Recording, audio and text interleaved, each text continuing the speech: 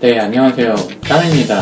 제가 오늘은 나노 리프 핸드북 뒷책에 있는 것 중에 이제 여러분들 세팅하다가 제가 잠시 딴 길로 와서 과연 이 작은 수조 안에는 어떤 물고기나 어떤 생물을 넣어야 될까?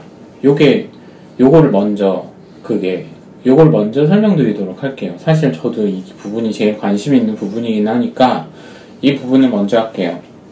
네, 다섯 번째 챕터에 들어가면 여기에 넣어야 되는 종들 설명이 되어 있는데요.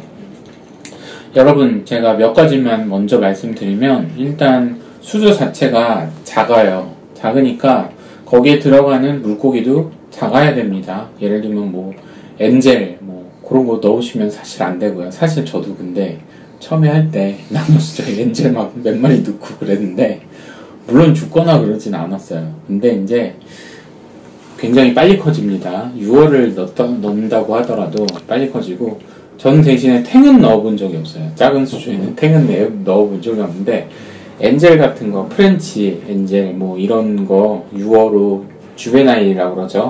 요런 작은 애들 넣는데 수조가 작아 보입니다. 그렇고요.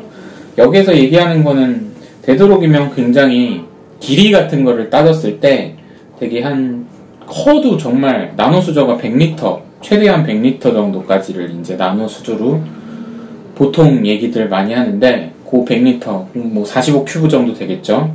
거기 안에 들어갈 수 있는 애 최대의 길이로는 한 7cm, 7.5cm 정도. 요렇게 이 저자는 그렇게 보고요. 그 다음에 이제 5갤런 미만, 5갤런이면 얼마냐? 19리터 정도 돼요. 18.95리터니까 19리터 정도 되는데, 거기 안에 훨씬 더 작겠죠? 그런 수조에는 한 2.5cm 정도 길이의 물고기를 넣으라고 이렇게 나와 있고요. 그러니까 첫 번째 말씀드리는 건 아무튼 사이즈예요. 물고기의 사이즈가 굉장히 작아야 되고, 그들이 활동하기에 어느 정도 충분한 어떤 길이적인 측면에, 스케일적인 측면에서 좀 공간 활용적인 측면에서 그들한테 맞는 사이즈가 되게끔 수조 크기와 그 다음 수조 안에 들어가는 물고기를 작게끔 어느 정도 저희들이 조절을 해야 된다. 이게 첫 번째고요. 두 번째는 이제 수질이 굉장히 중요하잖아요. 수질. 그러니까 작은 수조니까 제가 예전에 블로그 게시글에 이제 물량에 따라서 측정치가 달라질 수밖에 없다는 걸 이제 좀 연력학 설명하면서 설명드린 부분이 있는데요. 수질도 마찬가지예요.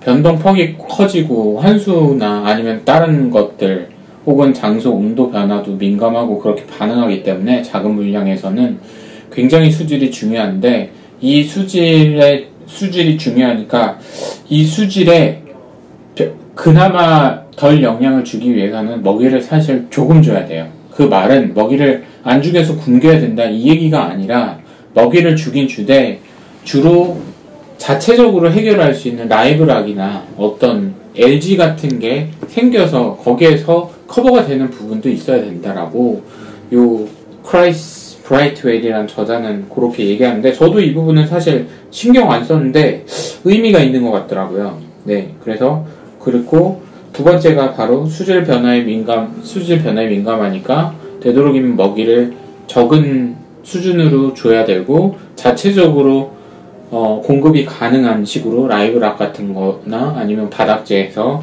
먹이를 먹을 수 있도록 해줘야 되는 구조를 만들어줘야 된다. 이거고요.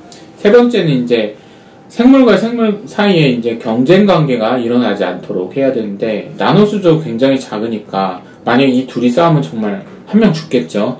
이 좁은 공간에서 피 터지게 싸우면 정말 죽는 경우가 있다고 하는데, 먹히거나 먹겠죠. 예를 들면 저는 예전에 35큐브, 그러니까 42리터짜리 조그만 나노수조에다가 섹시 슈림프라는 게 있어요.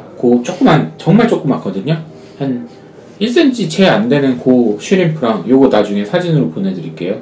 요 슈림프랑 미역치, 한국에서 토종어죠. 한국 토종어를 같이 넣었는데 미역치가 먹은 것 같아요. 그냥 안 보여. 근데 미역치 말고는 안 먹거든. 그러니까 딴 애들은 먹을 애가 없어서 그러는데, 제가 아무래도 특종어니까 좀 의심을 하는 것도 있고요. 네. 뭐 아무도 모르겠죠. 제가 지켜본 건 아니니까. 네, 아무튼 그렇고요. 그 다음에 이제 네 번째 얘기한 건 어떤 거냐면은 질병에 강해야 된다. 요런, 그러니까 뭐 레스 종류 굉장히 강하죠. 뭐 100점에도 강하고 뭐 여러 가지 질병에도 굉장히 강하죠. 레스 잘 안 죽죠. 서로 죽일 듯이 싸우는 거 이외에는 거의 안 좋죠. 수질 변화에 최대한 신경 쓰라고 그랬는데, 수질 변화가 그러니까 fluctuation이라고 그러죠. 그런 변동성이 항상 있기 때문에 나노수조에는 이거를 이제 위험하다라고 표현을 하는데, 통계학에서는 위험하다라고 표현을 하는데, 이런 식으로 변동폭이 크기 때문에